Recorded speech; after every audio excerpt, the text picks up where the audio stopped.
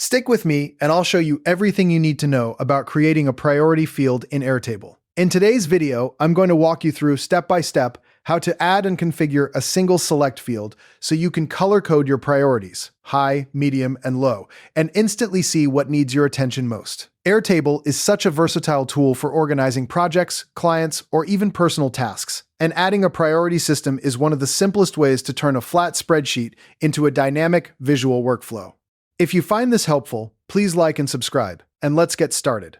Let's begin by opening up your Airtable base. You might be working in a project tracker, a content calendar, or even a CRM. Whatever it is, the process is exactly the same. Look over at the far right of your table where all your field headers live. You'll see a small gray circle with a plus sign inside it. That's your gateway to adding a new column. And in Airtable, a column is called a field. Click that plus icon now, and a drop-down menu will appear with a long list of field types. Don't be intimidated by all the options. We're going to focus on just one: single select.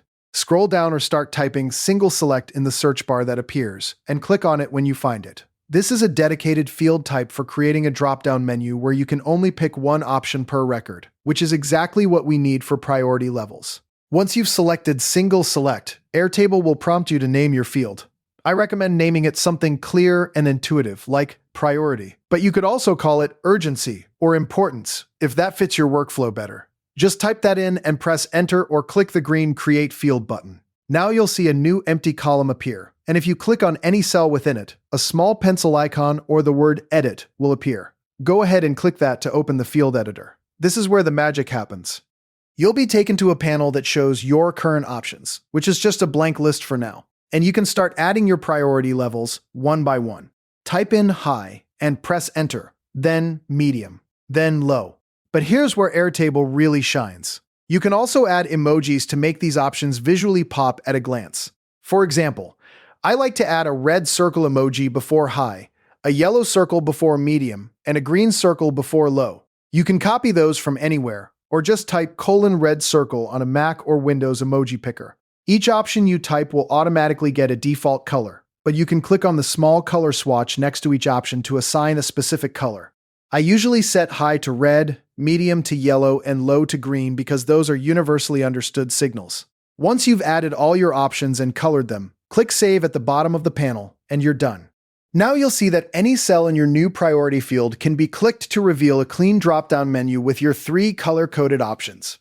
Just select one per record, and your table instantly becomes a visual priority board.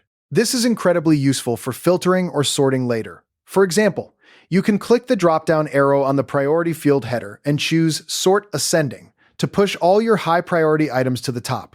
Or you can filter to show only high and medium items when you're in a crunch. The color coding also works beautifully in Airtable's gallery, calendar, and Kanban views, so that red high-priority card pops out immediately. A quick tip from experience: always keep your options limited to 3 or 4 at most. If you create too many priority levels, like critical and urgent and normal and low, the system becomes confusing and people start second-guessing which one to pick. 3 clear, distinct levels: high, medium, low, will keep your team aligned and your workflow clean. If you're working on a simpler project and want an even faster way to flag priority without the dropdown, you might consider an alternative: the checkbox field.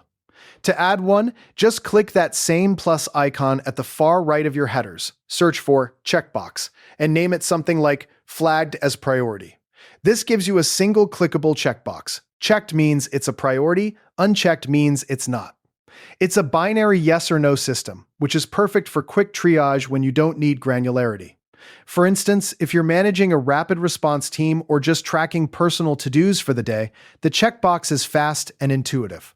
But for most project management scenarios, I'd recommend sticking with the single select field because it gives you that middle ground, that medium category, which often represents the bulk of your work.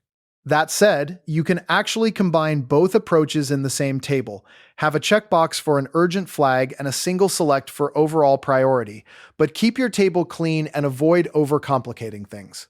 You've now successfully created a priority field in Airtable, and your base has taken a huge leap forward in usability. By adding these color-coded, searchable priority levels, you've given yourself the ability to filter, sort, and visually scan your data at a glance, which saves hours of mental overhead every week. As a next step, I recommend experimenting with Airtable's filters and grouping features right on the toolbar above your table.